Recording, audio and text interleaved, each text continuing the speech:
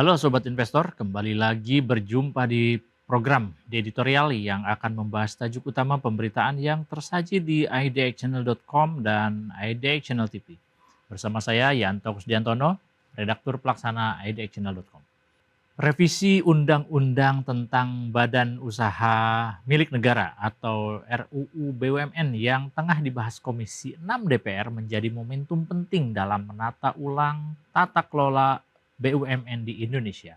Salah satu poin paling krusial dalam pembahasan tersebut adalah penghapusan kewenangan menteri dan wakil menteri untuk merangkap jabatan sebagai komisaris di perusahaan plat merah. Larangan ini menjadi respon atas putusan Mahkamah Konstitusi atau MK yang sebelumnya menegaskan bahwa pejabat eksekutif tidak boleh menduduki posisi ganda yang berpotensi menimbulkan konflik kepentingan. Dengan kata lain, revisi ini diharapkan mengakhiri praktik rangkap jabatan yang selama ini menimbulkan kritik dari publik karena dianggap mencederai prinsip tata kelola perusahaan yang baik atau good corporate governance. Selama bertahun-tahun, rangkap jabatan menteri atau wakil menteri sebagai komisaris di BUMN kerap dipandang sebagai bentuk pencampuran peran yang tidak sehat antara fungsi regulator dan operator. Di satu sisi, menteri dan wakil menteri memiliki fungsi pengawasan dan perumusan kebijakan untuk BUMN. Namun di sisi lain, sebagai komisaris, mereka juga justru menjadi bagian dari struktur pengambil keputusan strategis di perusahaan yang bersangkutan. Keadaan ini membuka peluang terjadinya bias kebijakan, pengambilan keputusan yang tidak objektif, hingga potensi penyalahgunaan kewenangan. Dengan dihapusnya praktik ini melalui revisi undang-undang yang tadi saya sebutkan, diharapkan mekanisme pengelolaan BUMN akan menjadi lebih profesional dan transparan, serta akuntabel. Lebih jauh, larangan rangkap jabatan ini juga semestinya dimaknai sebagai upaya untuk memperkuat pilar demokrasi ekonomi, di mana BUMN tidak lagi menjadi perpanjangan tangan kekuasaan, melainkan entitas bisnis yang harus tunduk pada prinsip efisiensi, transparansi, dan akuntabilitas publik. Langkah ini juga berpotensi meningkatkan kepercayaan investor, baik domestik maupun asing, karena memperlihatkan komitmen negara dalam membenahi tata kelola perusahaan yang dikuasai. Dengan kata lain, revisi Undang-Undang BUMN bukan hanya soal mengatur posisi pejabat negara, tetapi juga menjadi sinyal reformasi kelembagaan yang lebih luas. Selain larangan rangkap jabatan, revisi Undang-Undang BUMN juga menyasar penghapusan pasal yang sebelumnya menyatakan bahwa pejabat BUMN bukan penyelenggara negara. Selama ini status pejabat BUMN yang dikecualikan dari kategori penyelenggara negara sering memunculkan ketidakjelasan akuntabilitas, terutama dalam aspek hukum dan etika publik. Dengan dihapuskannya ketentuan tersebut, pejabat BUMN kini diposisikan lebih jelas sebagai bagian dari penyelenggara negara yang terikat pada aturan integritas dan etika publik. Termasuk di dalamnya kewajiban melaporkan harta kekayaan dan menjaga independensi dalam pengambilan keputusan. Perubahan ini diyakini dapat memperkuat kontrol publik atas BUMN sebagai aset strategis negara. Langkah DPR dan pemerintah dalam membahas revisi Undang-Undang BUMN ini juga menunjukkan adanya respon cepat terhadap masukan masyarakat. Menurut keterangan pimpinan panitia kerja atau Panja RUU BUMN, revisi ini lahir dari aspirasi publik yang menginginkan perbaikan signifikan pada tata kelola BUMN. Selama ini masyarakat kerap menyuarakan kritik terhadap berbagai praktik di BUMN yang dinilai tidak sejalan dengan prinsip-prinsip pengelolaan perusahaan yang modern, seperti transparansi, profesionalisme, dan efisiensi.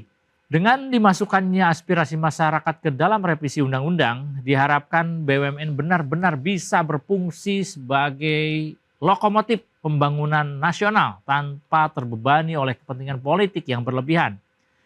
Kendati demikian, implementasi larangan rangkap jabatan dan pengakuan status pejabat BUMN sebagai penyelenggara negara tentu memerlukan pengaturan yang lebih terperinci.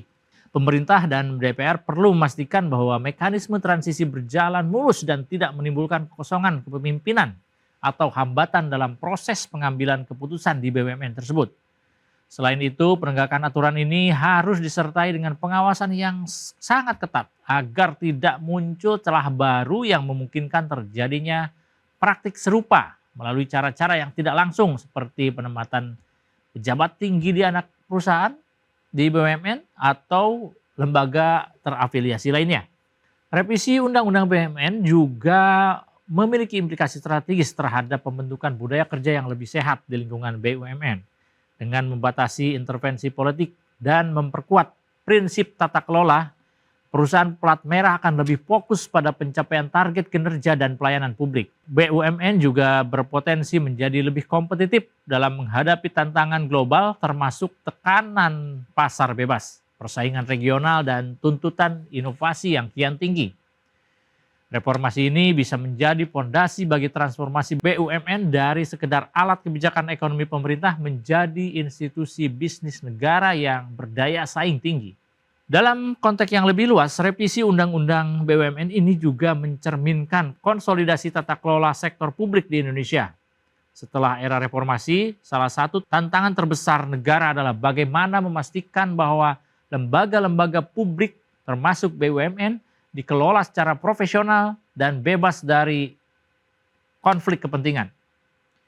Dengan melarang rangkap jabatan dan mengakui status pejabat BUMN sebagai penyelenggara negara, pemerintah dan DPR berusaha memperkuat sistem check and balance serta meningkatkan kualitas pelayanan publik melalui pengelolaan aset negara yang lebih baik. Nah, ke depan keberhasilan revisi Undang-Undang BUMN tidak hanya diukur dari pengesahan regulasinya saja, tetapi juga dari efektivitas implementasinya.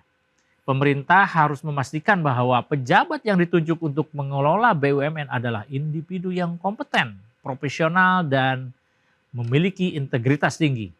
Nah, Sobat Investor, transparansi dalam proses rekrutmen, evaluasi kinerja yang objektif, serta pengawasan publik yang kuat menjadi kunci agar reformasi ini benar-benar menghasilkan perbaikan nyata. Dengan demikian, BUMN dapat menjadi motor penggerak pembangunan nasional yang tidak hanya berorientasi pada keuntungan finansial, tetapi juga memberikan manfaat maksimal bagi masyarakat. Sobat Investor, revisi Undang-Undang BUMN yang sedang digodok ini menjadi fase baru dalam pengelolaan perusahaan negara yang jika dijalankan dengan konsisten, kebijakan ini tidak hanya mempertegas garis pemisah antara pengelolaan kebijakan publik dan pengelolaan bisnis negara, tetapi juga meneguhkan komitmen Indonesia untuk membangun tata kelola yang lebih bersih, lebih profesional, dan berdaya saing. Nah, ini adalah langkah penting menuju BUMN yang lebih sehat, efisien, dan mampu menjawab tantangan zaman, sekaligus menjadi bukti bahwa aspirasi masyarakat dapat diterjemahkan menjadi kebijakan yang konkret. Demikian di editorial edisi kali ini, saya Yanto Kusdiantono pamit undur diri. Pantau terus berita ekonomi, bisnis, dan pasar modal hanya di IDX Channel TV, idxchannel.com, dan media sosial IDX Channel. Sampai jumpa.